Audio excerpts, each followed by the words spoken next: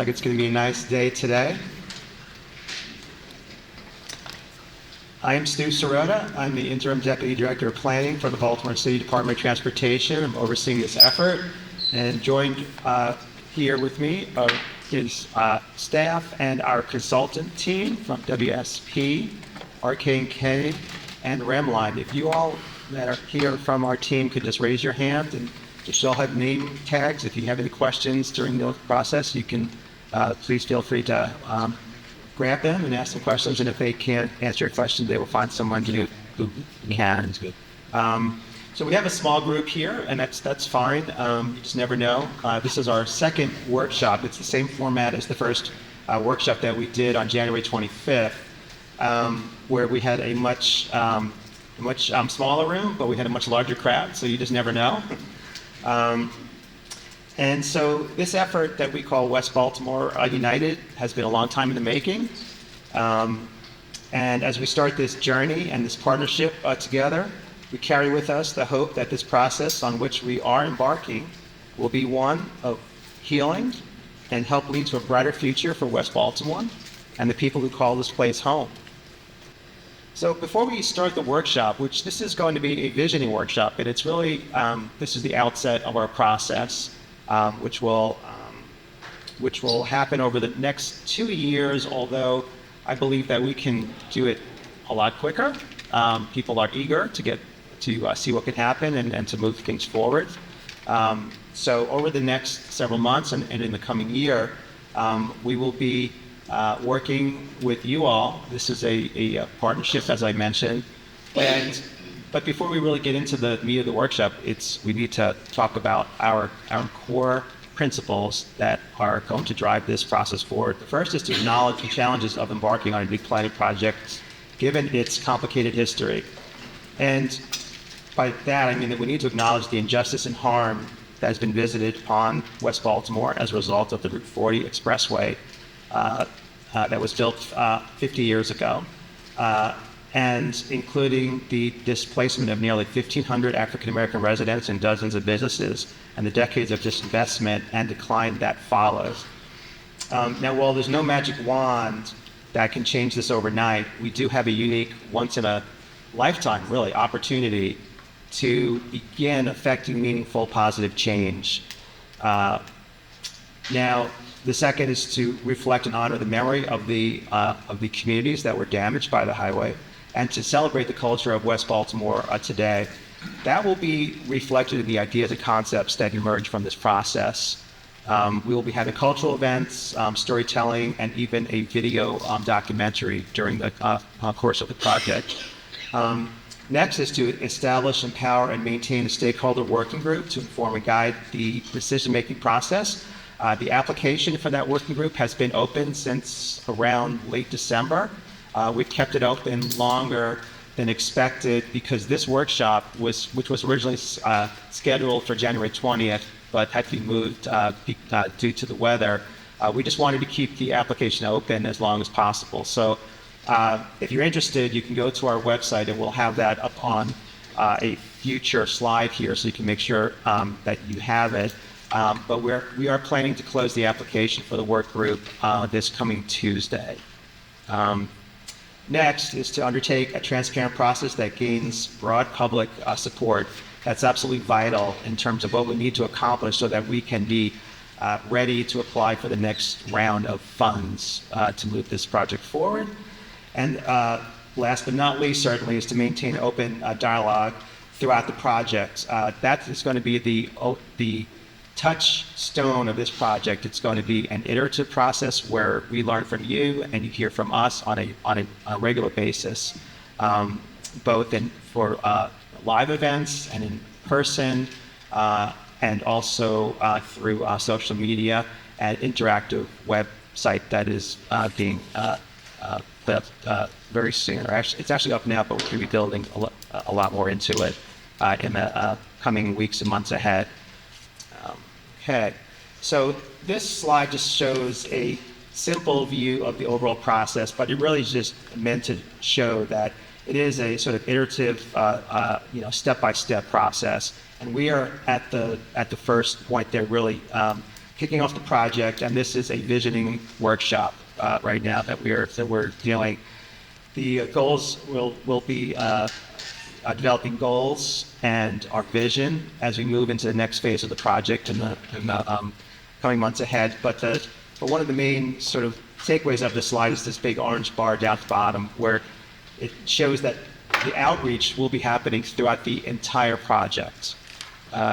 We will be coming back for future workshops, and this process only works if you're part of it. So this is just a project area map, and I was a little bit washed out on the screen. But this is the general focus area. That red dashed line is not a hard line. It just shows the sort of general focus that we are looking at during the course of the project. And finally, I just want to mention that there's a lot going on here, right? Not just this project, but also West Baltimore, which is the transit priority project that right now MTA has been working on. With us also, and obviously Red Line. Everyone's very excited to see this major project come back, and many of us in the room have worked on this project on and off over the years, so to see it finally moving forward is really wonderful. And then ultimately the Frederick Douglass Tunnel, which will have a new West Baltimore MARC station, is also being planned right now, and we're working very closely with all of our partners. I do just want to recognize Erica Rigby, the Red Line coordinator. She's in the back with her hand up. So if you have any Red Line or MTA or ET questions, feel free to go see Erica. And we're really glad that you're here. All right, so at this point, I'm going to turn it over to our consultant project manager, Tavia Gamble, and she's going to lead us through the workshop. Thank you, Stu, and thank you guys for joining. I know it's super early on a Saturday morning. We appreciate you guys sort of coming out and joining us, and we look forward to getting some great information. As Stu mentioned, this is our second workshop. We got a lot of great feedback in our previous workshop on January 25th, and we look forward to getting additional feedback today.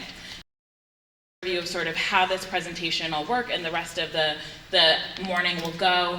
We're about to finish up this presentation, and again, that's just giving an overview of the project. Feel free to ask questions throughout the morning. And then once I go through a couple more slides, we're going to break out into some breakout groups, and we'll do a couple of different exercises as we go through those. So we have 3 exercises planned, which later in the presentation I'll go through sort of exactly what those instructions are, but we've also have plenty of staff around the room that can walk you through those exercises.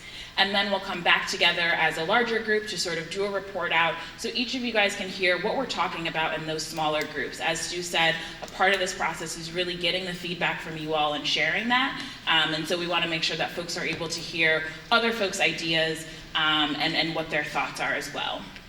And then we'll sort of close out with just a brief presentation of what our next steps are, what you all can anticipate, and giving some additional instruction there.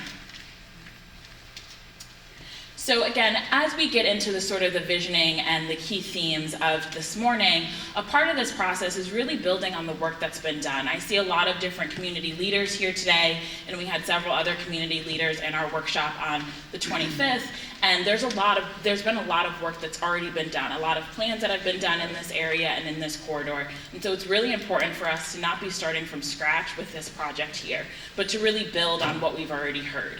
And so in some of the previous plans and reports that we sort of reviewed, there are several key themes that came out of those. Some of those include sort of neighborhood revitalization and community restoration, green space and livable streets, housing affordability in this corridor, economic development, commercial and retail growth, as well as historic preservation. And so those are just some of the themes that you'll see as we go through some of the exercises that we're looking to build upon and looking for your feedback of, are those really sitting well with you? Are there different ones that we want to add to that? And then in addition to sort of reviewing the plans and studies that have been done in this corridor, we've also done a lot of in-person listening opportunities and sort of making sure that we're bringing that feedback in as well. And so we held a listening session last year. We've also done several pop-ups throughout the corridor, as well as working with some of our agency partners such as MTA, Department of Planning as well. And so bringing the feedback that we've heard in those arenas as well. So thinking about community, right? Like connecting with some of the previous residents that have been displaced through this process. Building community consensus, as Stu said, it's a key piece of this project. Thinking about neighborhood access, safety and accessibility, transportation and connectivity to other parts of the city, as well as economic development, retail growth, and then sustainability and environmental enhancements. And as you can see, what we've seen in the plans and studies really is echoed through what we're hearing in person, and hopefully what we'll hear more of today. And so as we break out into our groups, we've sort of identified 8 key themes that have resonated again through the plans and the studies, as well as what we've heard from folks already. And those are economic development and jobs, new investment and affordable housing, multimodal access and traffic calming, improved safety, environmental enhancements, neighborhood beautification, accessible community space and green spaces, and then reliable public transit. And so these are sort of the building blocks and the early steps of what will become the project goals. And so what we want to hear from you all today are, do these key themes resonate? Are there key themes that we should be adding and thinking about? So that'll be some of what our activities this morning are focused on. So prior to us breaking out, I just want to give a general instruction. I will be going around to give more instructions, as well as our staff will be able to help. But as I mentioned, we've got 3 different activities planned to sort of get your feedback this morning. So the first one is really just getting a lay of the land in this corridor. What are some of the opportunities that you all see? What are some of the challenges? And then some of the areas that you would like to preserve through this project and other projects that are happening in the corridor. And so we'll give you guys some time, as well as some sticky dots in your groups, and there are aerial maps that will be placed on each of the tables that will give you guys an opportunity to really point out those areas to us and give us more information on some of the areas. We've heard that West Baltimore Mark Station is a potential opportunity area, as well as some of the challenges. The second exercise is really focused on visioning, and what that will sort of lead us to is helping to build what the vision statement for this project is, and that's really what will guide us through these next couple of months and year. And then the last activity, which is a little bit cut off here on the bottom of the screen, but we do have instructions around, is really identifying the key themes for the project. And that will, you'll see the screen that I just had that had the 8 key themes, as well as another sort of board that will allow for you to add in additional key themes that may be missing. And we'll ask you to sort of identify what are the key themes that you all are seeing. So we'll ask folks to select their top 3 key themes, and then add any additional. And then following these breakout groups, we'll come back together and do a report out. And again, don't feel like you need to memorize this. This will be up on the screen and folks will be able to help you. But we'll be looking for sort of what are the opportunities, challenge, and preservation areas that were identified in some of these smaller groups. What are some of the similarities or the differences and what folks are seeing as a vision in this corridor?